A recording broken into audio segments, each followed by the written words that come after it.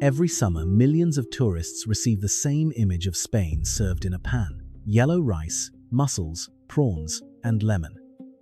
Many believe that this is the original paella, but the dish, born in the fields of Valencia, did not begin facing the sea. Nor was it created to impress travelers. It was workers' food prepared with ingredients from the countryside, and a harsher logic, feeding several people with little. The paella that conquered the world looks less and less like the one its creators ate. How did it happen? To find the answer, you have to leave the tourist terraces of Valencia.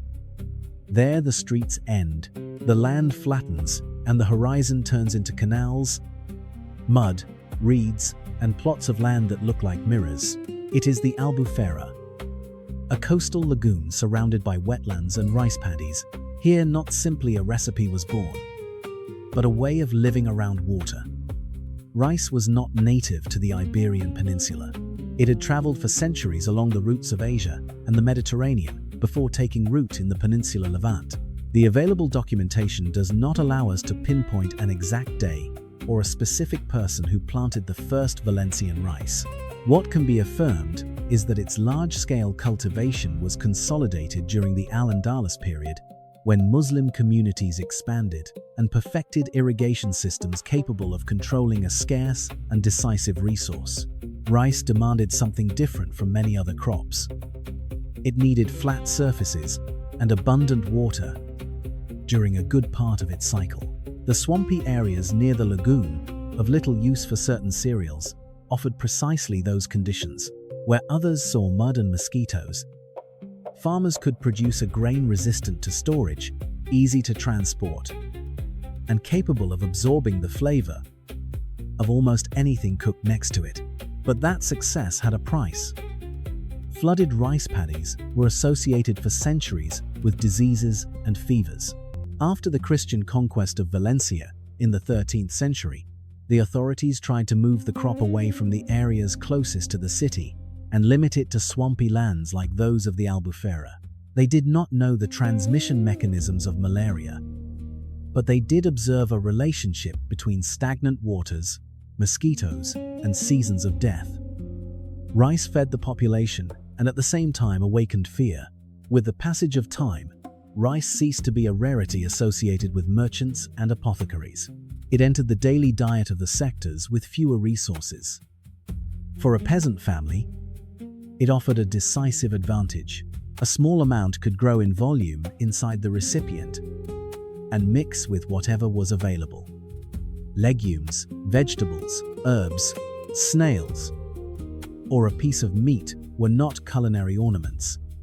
They were the difference between a scarce meal and a sufficient one. However, paella, as we understand it today, did not yet exist. There were rice dishes, cauldrons, and preparations that changed according to the season, the region, and the economy of each home. To pretend that medieval inhabitants followed a fixed recipe would be to invent a tradition that had not yet formed. Nor does it make sense to imagine a direct line from Andalusian cuisine to modern paella. The Muslims consolidated the agricultural world that made the dish possible, but they did not leave written an identical model to the current one. For centuries, the true protagonist was the landscape. The lagoon provided water. The orchard provided vegetables and legumes. The farmyards offered animals when a family could afford them. The roads connected the plots with the city, and rice united all those elements because it could be cooked with almost any nearby product. The future paella was there, scattered across the territory before existing under a single name. Imagine now a morning of work around the Albufera. The sun has not yet reached its highest point, but the men have been in the water for hours, leaning over the crop. Their clothes are heavy with mud. Their hands are cut by the plants. Returning home at noon would mean losing time and strength. Someone gathers dry firewood. Another brings a wide recipient. Each worker contributes something small, not the best they have, but what they can sacrifice without leaving their family's pantry empty. At that moment, the history that almost never appears on postcards begins. There is no white tablecloth, seafood placed for a photograph, or a famous chef claiming the invention. only hungry workers around an irregular fire, watching how the water diminishes and the rice absorbs everything they have managed to gather. Necessity is about to turn an entire landscape into a dish. But before that dish could conquer Spain, someone had to solve a basic problem: how to cook for many in the middle of the field with a single pan. The recipient that group placed over the fire was not deep like a cauldron. It was wide, low, and had two handles. That shape answered an immediate need: to spread the rice in a thin layer, take advantage of the flames, and allow the water to evaporate without turning the food into a wet dough. In the field, nobody looked for elegance. They wanted the grain to be enough for everyone, and the pan to be transportable, rest on stones, and be cleaned before returning to work. The scene changed from one day to the next. One day there were beans from the orchard, another snails collected after the rain. If someone brought a rabbit, a bird, or some piece of meat, that lunch improved. But poverty imposed its limits. Not all peasants ate meat frequently, and it would be false to imagine a fixed combination repeated for centuries. Paella was born from adapting rice to what the season, the plot, and the pocket offered. The fire also changed. Thin branches burned quickly. Thick wood kept the heat when the liquid began to disappear. The cooks did not measure the temperature. They read it in the sound, the smoke, and the speed at which the broth receded. That knowledge passed from one person to another without manuals, because making a mistake meant losing the food of the whole group. When the rice was ready, the pan was placed on the ground or on an improvised support. The workers gathered around, and each one ate from the area in front of him, advancing towards the center without invading another's portion. Sharing the recipient saved plates, water, and time, but it also imposed silent rules. Paella began to unite those surrounding it, long before it became a symbol of coexistence. The name preserves that material history. In Valencian, paella designated the pan, not a specific recipe. The word comes from Old French paelle, and further back from Latin patella, a small recipient used for cooking or serving. Over time, something frequent occurred. The utensil ended up giving its name to what was prepared inside. The pan named the rice, and the rice ended up eclipsing the pan. There is a more romantic explanation. According to a popular version, a man allegedly prepared the dish for her, for a woman he wanted to conquer. The phonetic coincidence is perfect for a postcard, but the available documentation does not allow it to be confirmed, and the known etymology points in another direction. Another story claims that servants of Muslim rulers mixed leftovers from banquets in large recipients. There is also no solid proof that this practice originated the paella. The legends appeared later, when a humble food already needed a memorable past. For a long time, there was not even a clear border between paella and other Valencian rice dishes. There were brothy, creamy, or dry preparations. Some were cooked in pots, and others in open recipients. The decisive difference was not a spectacular ingredient, but the control of the liquid. Valencian-style rice began to distinguish itself by remaining dry and loose, with the broth absorbed or evaporated at the end. In the 17th century, a culinary manuscript already showed that concern and warned that the result could be ruined if the rice was too soft. That reference is not a birth certificate. It does not prove that someone invented modern paella on a specific day. It proves something more useful. By then, there existed a Valencian way of cooking rice, recognizable enough to be explained in writing. Certain decisions were repeated, certain textures were valued, and the knowledge of the field began to become tradition. If you are interested in the hidden stories behind everyday foods, subscribe, because what was born to solve the lunch of some workers would soon become a dispute over the identity of an entire region. The change began when that food stopped belonging only to the workers. Families took the custom to their homes. Preparing it went from being a labor solution to becoming a Sunday gathering. Whoever mastered the fire received respect. Whoever miscalculated the water could ruin the day. The children watched, and the elders corrected. Abundance, moreover, transformed the dish. In a celebration, meat, saffron, or special products appeared. What in the field depended on necessity began to express prestige. A large pan gathered more relatives. But the success opened a dangerous question. If each family cooked according to its resources and each region had different products, who decided where a Valencian rice ended and the authentic paella began? Among workers, no one needed a definitive answer. When it entered houses, parties, and restaurants, the name acquired value, and as soon as a name is worth money, someone tries to keep its meaning. The answer was not born in a book, but in repetition. Every Sunday and every party eliminated some combinations and kept others. In the orchards of Valencia, rice found companions from the same landscape: flat green bean, garofon, tomato, olive oil, and when the economy allowed, chicken or rabbit. Saffron provided aroma and color. Snails remained linked to the field and the season. None of this emerged at the same time. The tomato, having arrived from America after the 15th century, took generations to become common in Europe. So it cannot be placed inside a supposed medieval paella.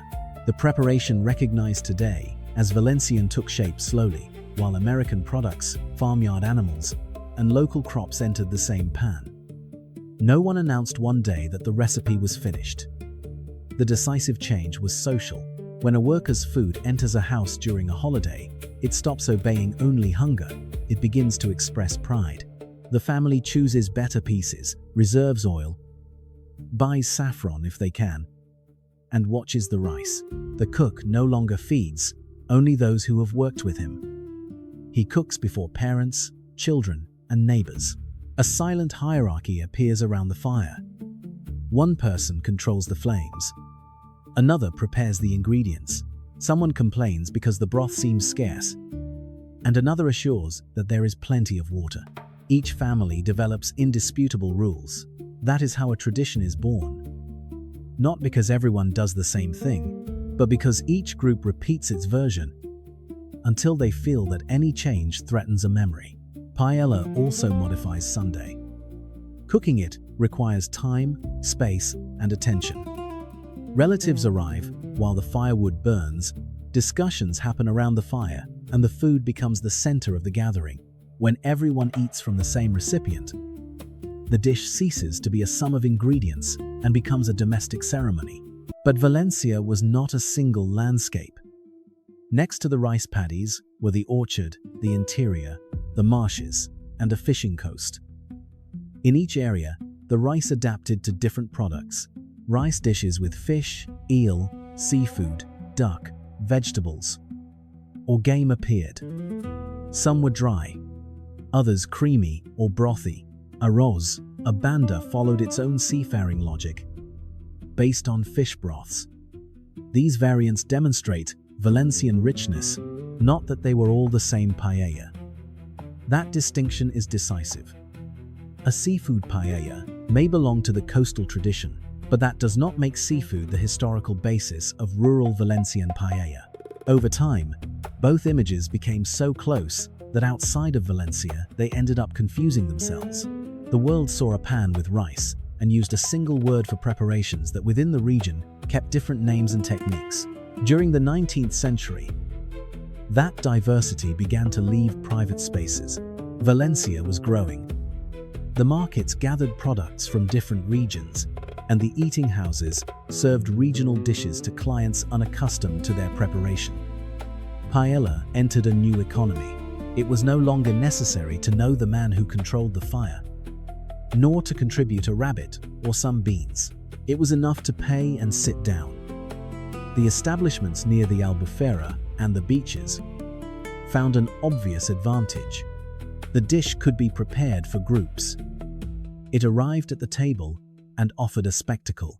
The fire, the size of the pan, the aroma, and the weight.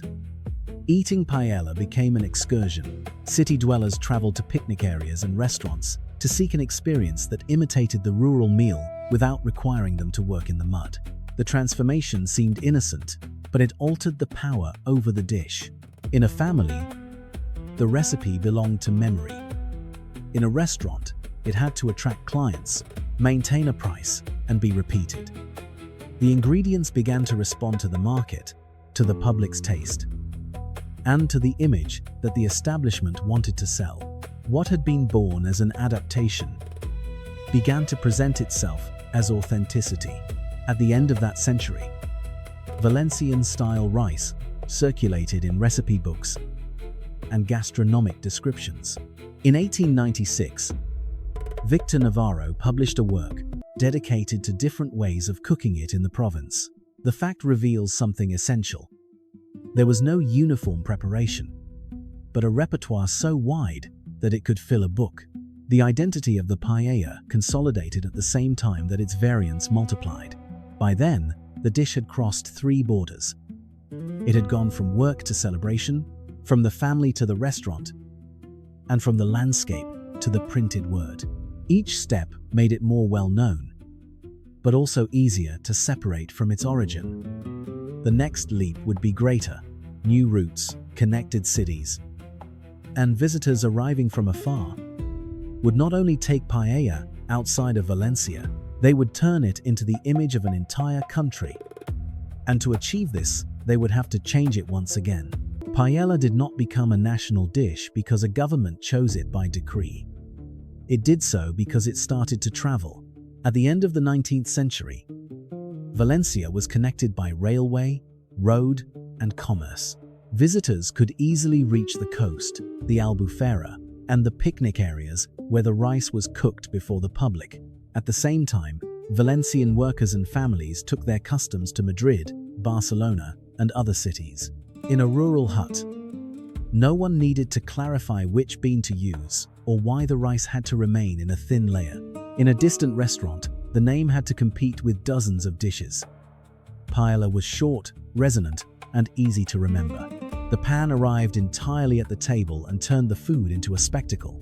Its circular shape, the color of the rice, and several people gathered around offered a powerful image.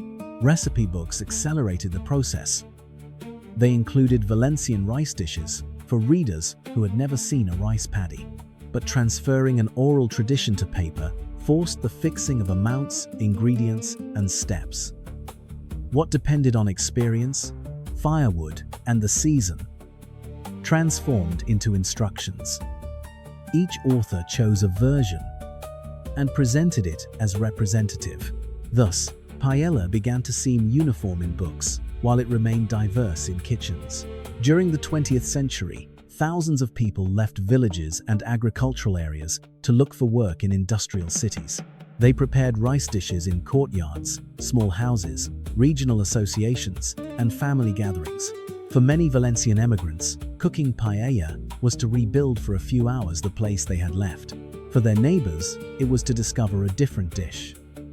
Outside of Valencia, a simplification began. Paella stopped, meaning a specific preparation linked to a territory, and started to mean Spanish rice in a wide pan. If it had chicken, it was accepted. If it had fish, too. If it mixed meat and seafood, it seemed even more abundant. The dish became flexible because that flexibility facilitated its sale.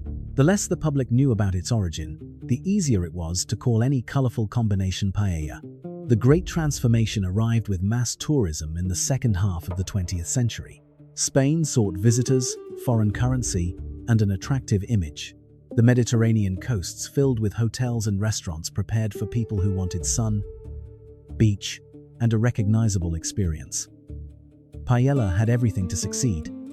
It was served for groups, could be photographed, seemed abundant, and gathered colors of the Mediterranean. The seafaring version offered a decisive visual advantage. Prawns, mussels, and squid were immediately recognized. They spoke of holidays by the sea without explanation. On the other hand, the garrafon or the flat green bean meant nothing to most foreigners. The market chose the image that was easiest to understand. Millions of visitors returned, convinced that authentic paella had to be covered in seafood. It was not a conspiracy or an organized forgery. It was a chain of commercial decisions. A restaurant imitated its neighbor. An agency used the most colorful pan in its brochures. A hotel preferred recognizable ingredients. A foreign chef reproduced the dish with what was available in his market. Each adaptation was small. Together, they manufactured an international tradition.